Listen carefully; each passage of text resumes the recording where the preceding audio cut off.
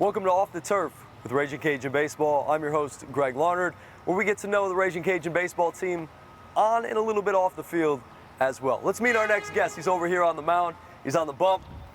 Brandon Young, what's up, man? How we doing? Good, man. All right, so we're here on the bump, and man, you're a tall guy, and being up here, it makes you even taller.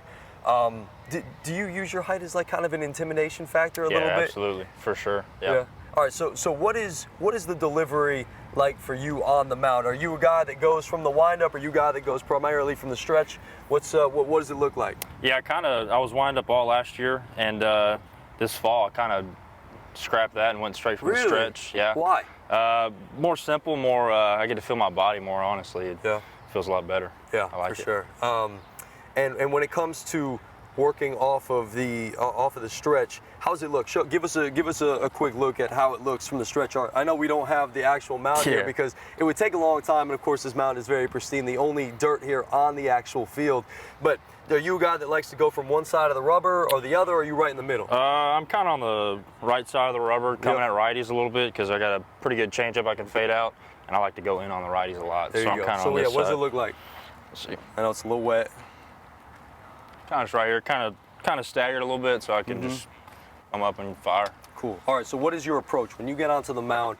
And I know it's all different when you guys got guys on base and whatnot, but what is your approach when you get in the mound, you're out there, and you're facing a guy 60 feet, 6 inches away? Honestly, I'm trying to embarrass that guy. I'm trying to, trying to make him quit, just trying to, I don't know, make him walk back to the dugout. Yeah. It's worked for me for a while. So. There you go. What's your favorite thing about being a pitcher? Well, it's me against him, and everybody's watching me, and there's a reason I'm, 12 inches higher than anybody else. So. That's right. You command the game as a pitcher a little bit. What is are you a guy who enjoys starting or coming out of the bullpen a little bit more? I did both last year. Yeah. I love to start, but feeling the rush of 6,000 people in the ninth inning, there's nothing like that. Oof. So, are you going to be coming out of the pen a lot this year? that's up to him. He's kind of said where I'm going to be. So I mean, we'll see. Yeah. So is there anybody that you kind of have watched over the years, maybe molded your pitching style after? Nolan Ryan since I was a kid.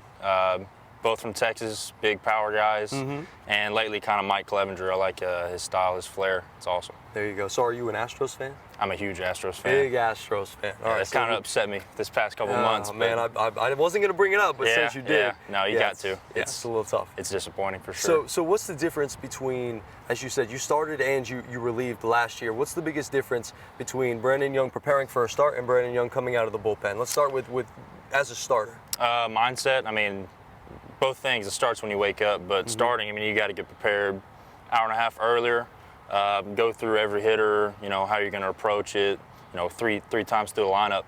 And when out of your pen, it's just, the mentality is, to kind of kill, and you just go out there and try to power it.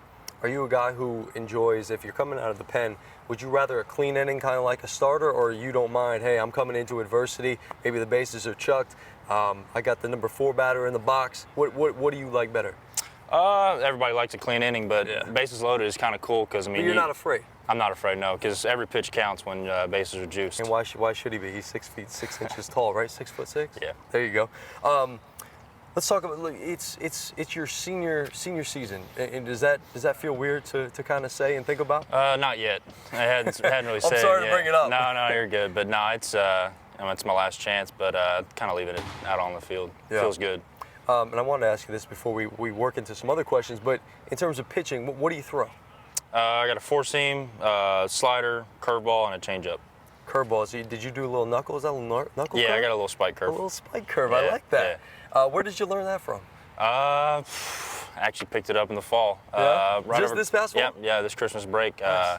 I really didn't have a breaking ball last year. Now I got 2 pretty good ones, and so I'm excited to throw both of them. Now, if you got, like I was saying, you got bases chugged, you got the 4 batter in the box, you're ahead 0-2. What's your out pitch? Probably fastball up. Fastball up. I like that. He's not afraid. This guy is not afraid. Yeah. I love it, man. Most influential person in your life, baseball-wise? My father, for sure. Why is that?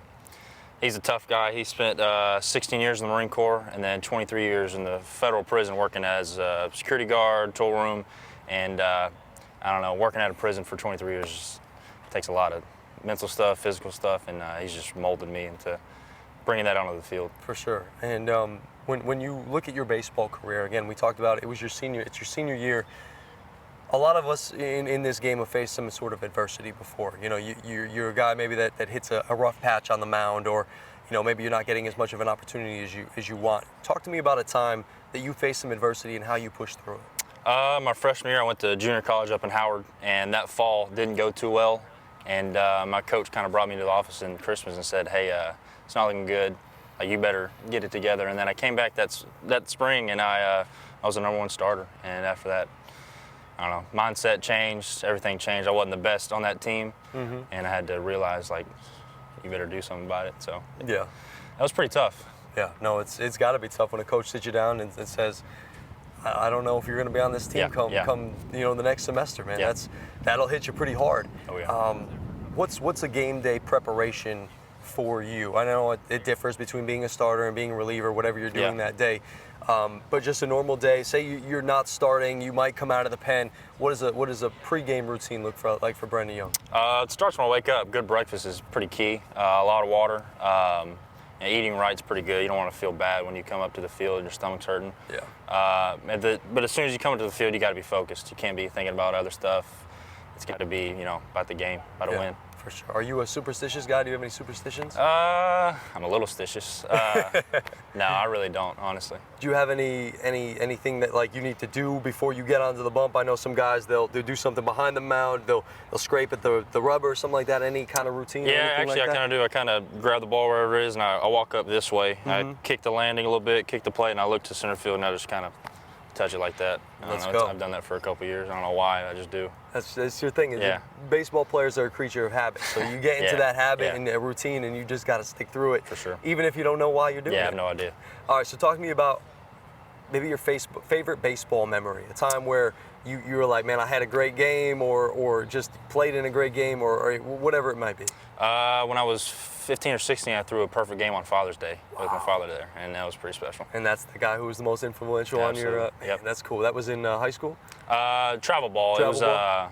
It was in Houston. Actually, my grandpa was there too, so the whole family was there. It was pretty cool. Nice. All right, so let's talk a little bit about to the kids right now. It's our Junior Cajun Corner tip of the interview, and do you have anything for the kids, whether it be a pitching tip, whether it be just in general tip about the game? Honestly, you don't have to go D1. You don't have to have your mind set up on D1. You know, you can go, like you said, you went D3. I did, yeah. I went junior college, and now, you know, I'm here. Tons of people go that route, and you really don't have to go D1. Don't have your mind set up on it. Yeah, don't have to go D1. Don't turn down maybe some better opportunities, maybe, education first, things like that. So Absolutely. There's your good Junior Cajun Corner tip here on Raging Cajun Off the Turf with Brandon Young, starting relief pitcher. Guy of many different hats. He's mentioned starting, so we can go with that. We can go starting pitcher Brandon Young. Greg Larnard here, Off the Turf with Raging Cajun Baseball. Thanks so much, man. Thank you.